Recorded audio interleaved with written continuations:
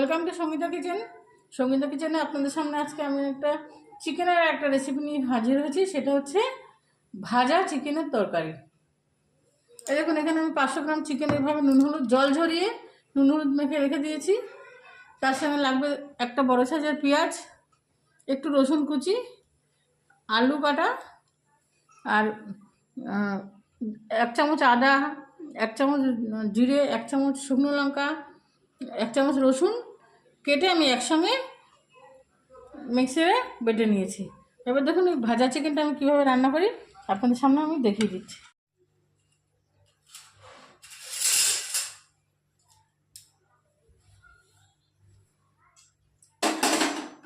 ভাজা চিকেন তৈরি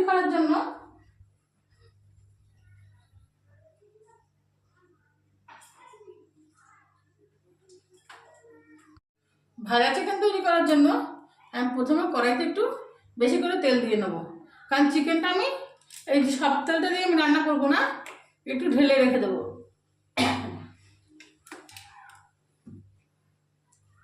তেলটা গরম হয়ে গেছে, এবার আলুগুলোকে আমি খুব ভালো করে ভেজে তুলে নেব।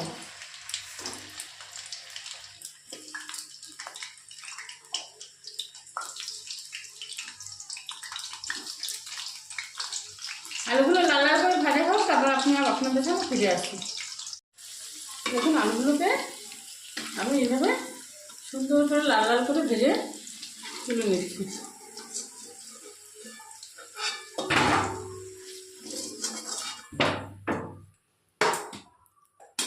এবার যেটা করতে হবে, দেখুন এটা আপনারা কিন্তু মাংসটাকে ধুয়ে জল ঝরিয়ে রেখে দিতে হবে একটা ফুটো গামলায়। এবার যেটা করতে হবে, মাছ যেমন ভাজা করে ওরকম মাংসটাকেও তেলে ভেজে নিতে হবে।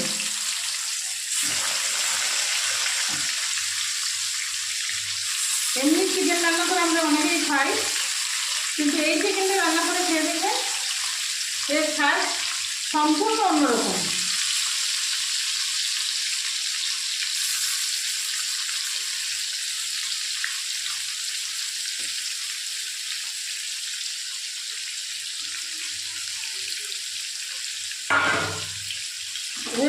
চিকেনটাকে আমি ভালো করে তেলে ভেজে নেব।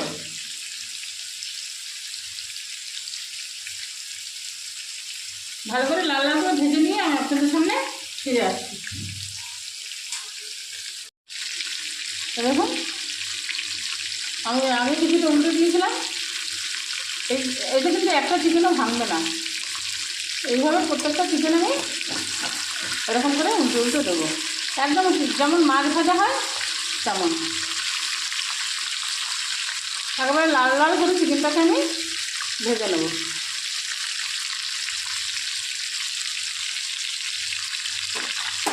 এইভাবে আমি উল্টে দিয়েছি, উল্টো পিঠটা আমি ভালো করে ভেজে নেব। ভেজে নিয়ে আমি আপনাদের সামনে ফিরে আসছি। এরকম প্রত্যেকটা মাংস আমি এইভাবে লাল লাল করে ভেজে তুলে নিই। মাছের মতো মাংসগুলোকে ভেজে তুলে নিই।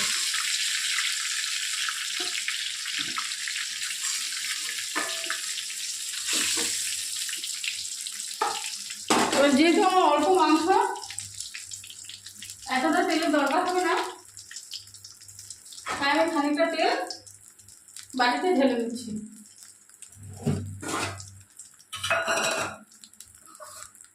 সবটা তেল আমি দিলাম না, কারণ আমার অল্প মাংস যেহেতু। এবার আমি ঢেলে দিলাম। এবার কড়ার মধ্যে যেমন মাংস হয়, গোটা শুকনো লঙ্কা, গোটা তেজপাতা, গোটা গরম মশলা,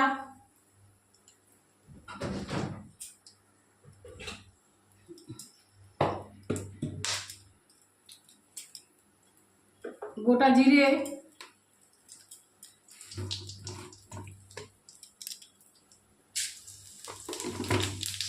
এসব দিয়ে এবার আমি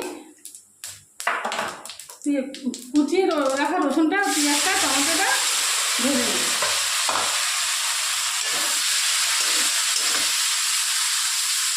খুব ভালো করে ভেজে নেবো, লাল লাল করে একদম। একটু হলুদ দিয়ে দেবো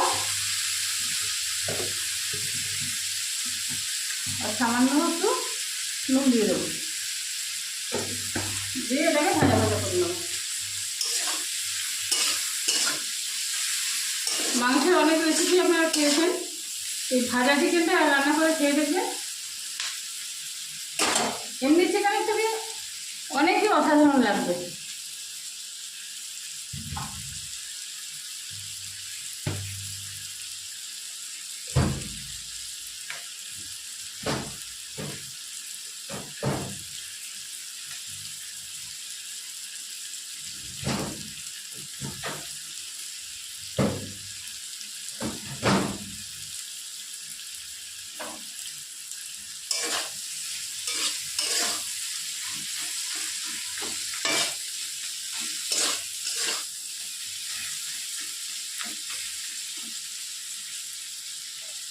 এবার আমি বেটে রাখা আদা রসুন শুকনো লঙ্কা যে পেস্টটা, সেটাকে আমি মশলাটার মধ্যে দিয়ে পেঁয়াজ ভাজাটার মধ্যে দিয়ে কষিয়ে নেব।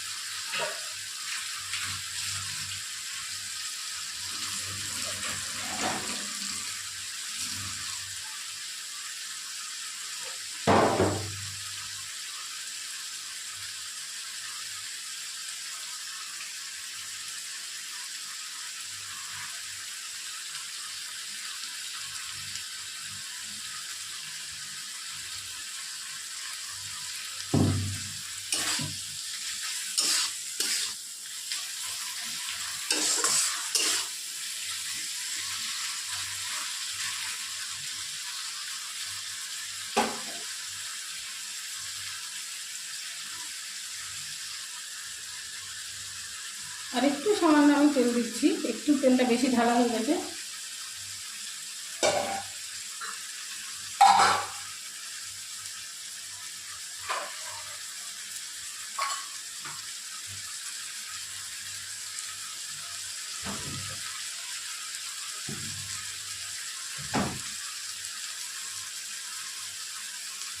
এবার আমি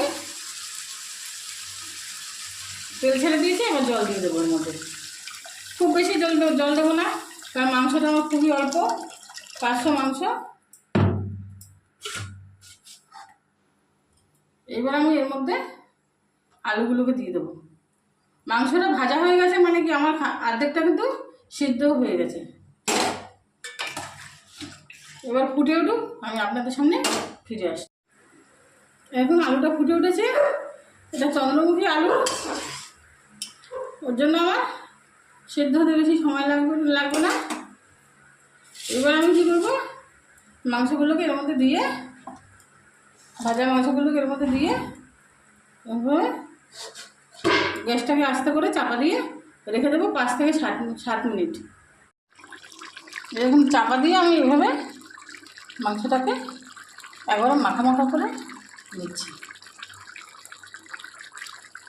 এবার আমি নুনটা দেখে নেবেন আপনারা। এবার একটা পাত্রে নামিয়ে নেব। কী মানে যারা চিকেন খেতে একদমই পছন্দ করেন না, তারা এইভাবে চিকেনটা করে খেয়ে দেখবেন।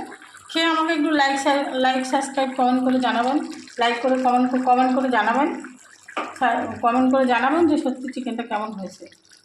যারা চিকেন খেতে ভালোবাসে না, চিকেনে যারা গন্ধ পায়, তারাও এরকম চিকেন খেতে খুবই ভালোবাসবে।